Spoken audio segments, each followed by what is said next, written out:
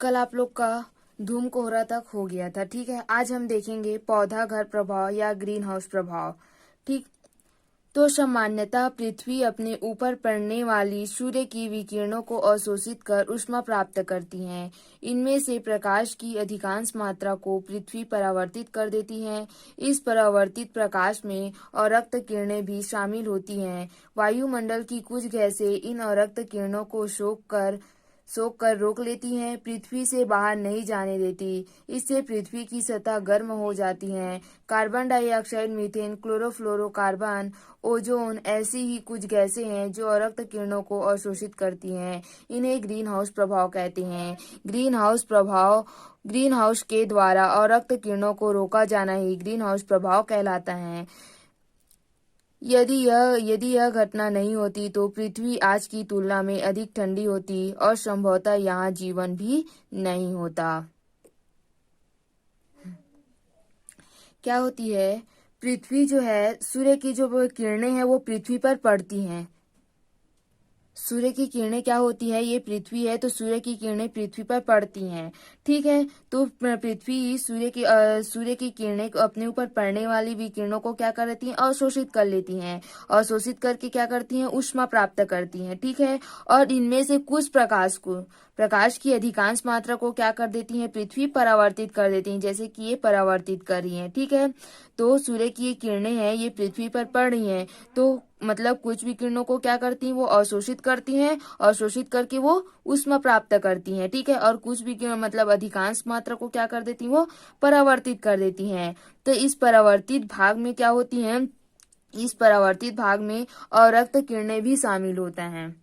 ये जो पृथ्वी जो है वो अधिकांश सूर्य की अधिकांश किरणों को क्या करती, परावर्तित करती हैं। तो ये परावर्तित किरणों में क्या होती, और परावर्तित किरणों में क्या होती, अवरक्त किरणें भी, परावर्तित प्रकाश में अवरक्त किरणें भी शामिल होती हैं। ठीक है, तो ये अवरक्त किरणें को वायुमंडल में गैस रहते हैं, जैसे कि कार्बन डाइऑक्साइड, मीथेन, क्लोरोफ्लोरोकार्बन, ये सब वायुमंडल में उपस्थित गैसें हैं। ठीक है, तो अवरक्त किरणों को ये वायुमंडल में उपस्थित जो गैस है उसको क्या कर लेती हैं, सोख कर उसको रोक लेती हैं, जिससे पृथ्वी पर नहीं जाने देती। सोख कर क्या लेती हैं, पृथ्वी पर नहीं जाने देती, पृथ्वी से बाहर नहीं जाने देती, जिससे पृथ्वी गर्म हो जाती है। ठीक है,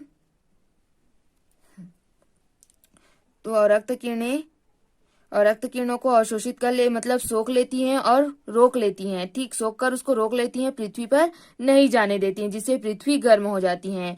तो जो ये वायुमंडल में अवरक्त किरणों को अवशोषित करती हैं, वायुमंडल में जो गैस है वो अवरक्त किरणों को अवशोषित करती हैं, इसी को ही हम ग्रीन हाउस गैस कहते हैं।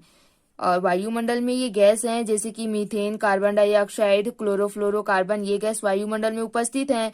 तो ये वायुमंडल में जो उपस्थित गैस हैं वो अवरक्त किरणों को क्या करती हैं, अवशोषित कर लेती हैं। तो इन्हीं गैसों को हम क्या कहते हैं, ग्रीन हाउस गैस कहते हैं। ठीक है, इन्हीं गैस को हम ग्रीन हाउस गैस कहते हैं। और मैं अभी क्या बताई थी, ये ग्रीन हाउस ये गैस है, ये गैस ही क्या करती हैं, अवरक्त किरणों को रोक लेती हैं। ये जो गैस है वो अवरक्त किरणों को क्या कर लेती हैं, रोक लेती हैं। तो ग्रीन हाउस गैस द्वारा ही, ग्रीन हाउस गैस ही अवरक्त किरणों को रोक लेती हैं, तो इसी को ही हम क्या कहते हैं, ग्रीन हाउस प्रभाव कहते हैं। ग्रीन हाउस गैस द्वारा अवरक्त किरणों का रोका जाना ही क्या कहलाता है, ग्रीन हाउस प्रभाव कहलाता है। ठीक है, यदि ये ग्रीन हाउस प्रभाव वाला घटना नहीं होता तो पृथ्वी जो है वो आज की तुलना में बहुत अधिक ठंडी होती और यहाँ जीवन संभव नहीं होता। ठीक है, ये ग्रीन हाउस प्रभाव किसको कहेंगे और ग्रीन हाउस गैस किसको कहेंगे। पृथ्वी क्या करती है, सूर्य की किरणों को अवशोषित करती है और पृथ्वी सूर्य की किरणों को अवशोषित करती हैं और करती हैं और अधिकांश भाग को क्या कर देती हैं, वो परावर्तित कर देती हैं। ठीक है, तो परावर्तित किरणों में क्या होती हैं, अवरक्त किरणें भी शामिल होती हैं और अवरक्त किरणें जो है वो वायुमंडल में गैस उपस्थित होते हैं, जैसे कि carbon dioxide, methane, chlorofluorocarbon, ozone, ये सब गैस उपस्थित होती हैं। ये गैस क्या होती है, अवरक्त किरणों को सोख कर क्या कर लेती है, रोक लेती है। ठीक है, जिससे पृथ्वी से बाहर उसको नहीं जाने देती और पृथ्वी गर्म हो जाती है। तो ये गैस को ही हम क्या कहते हैं, ग्रीन हाउस गैस कहते हैं। और रक्त किरणों को अवशोषित करती हैं वो गैस को हम क्या कहते हैं, ग्रीन हाउस गैस कहते हैं। और इन गैसों द्वारा और रक्त किरणों का रोका जाना ही ग्रीन हाउस प्रभाव कहलाता है। अगर ये घटना नहीं होता तो पृथ्वी आज की तुलना में बहुत अत्यधिक गर्म होती, अत्यधिक ठंडी होती और यहाँ जीवन संभव नहीं हो पाता। ठीक है, अब हम देखेंगे अम्ल वर्षा। ठीक है, वायुमंडल की वायु में विभिन्न कारणों से सल्फर और नाइट्रोजन के ऑक्साइड मिलते रहते हैं। जब वर्षा होती है तो वर्षा के जल में ये ऑक्साइड घुलकर वर्षा के जल को सामान्य से अधिक अम्लीय बना देते हैं। इसे अम्ल वर्षा या तेजाबी बारिश कहते हैं। इसमें नाइट्रिक अम्ल व सल्फ्यूरिक अम्ल मुख्य रूप से उपस्थित होते हैं। तो अम्ल वर्षा, तो वायुमंडल की वायु में क्या होते हैं, सल्फर और नाइट्रोजन के ऑक्साइड जो है वो आपस में मिलते रहते हैं। विभिन्न कारणों से वायुमंडल की वायु में सल्फर और नाइट्रोजन के ऑक्साइड आपस में मिलते रहते हैं। और जब वर्षा होती है तो वर्षा के जल में सल्फर और नाइट्रोजन के जो ऑक्साइड हैं वो घुलकर वर्षा के जल को क्या कर देते हैं, सामान्य से और अधिक अम्लीय बना देते हैं। इसे ही अम्ल वर्षा या तेजाबी बारिश कहते हैं। ठीक है, जब वायुमंडल की वायु है उसमें नाइट्रोजन और सल्फर के ऑक्साइड क्या होते हैं, आपस में मिलते रहते हैं। और वर्षा होती है तो वर्षा के जल में सल्फर और नाइट्रोजन के जो ऑक्साइड हैं वो घुलकर क्या हो जाते हैं, वर्षा के जल को और अधिक अम्लीय बना देते हैं। इसे ही हम क्या कहते हैं, अम्ल वर्षा या तेजाबी बारिश कहते हैं। और इसमें नाइट्रिक अम्ल और सल्फ्यूरिक अम्ल मुख्य रूप से उपस्थित होते हैं। मतलब अम्ल वर्षा में नाइट्रिक अम्ल और सल्फ्यूरिक अम्ल मुख्य रूप से उपस्थित होता है। अब अम्ल वर्षा के प्रभाव। अम्ल वर्षा के कारण पौधे के पत्ते पहले पीले पड़ जाते हैं और फिर नष्ट हो जाते हैं। अम्ल वर्षा मृदा तथा जंगलों को नुकसान पहुंचाती है। इससे जल स्रोत भी प्रदूषित हो जाते हैं, जिससे मछलियों की बहुत सी प्रजातियां विलुप्त हो रही हैं। यह मानवीय स्वास्थ्य के लिए भी हानिकारक है। अम्ल वर्षा भवनों, मूर्तियों, विशेषकर पत्थर एवं संगमरमर से बनी वस्तुओं से अभिक्रिया कर क्षरण करती हैं, जैसे आगरा स्थित ताजमहल का क्षरण।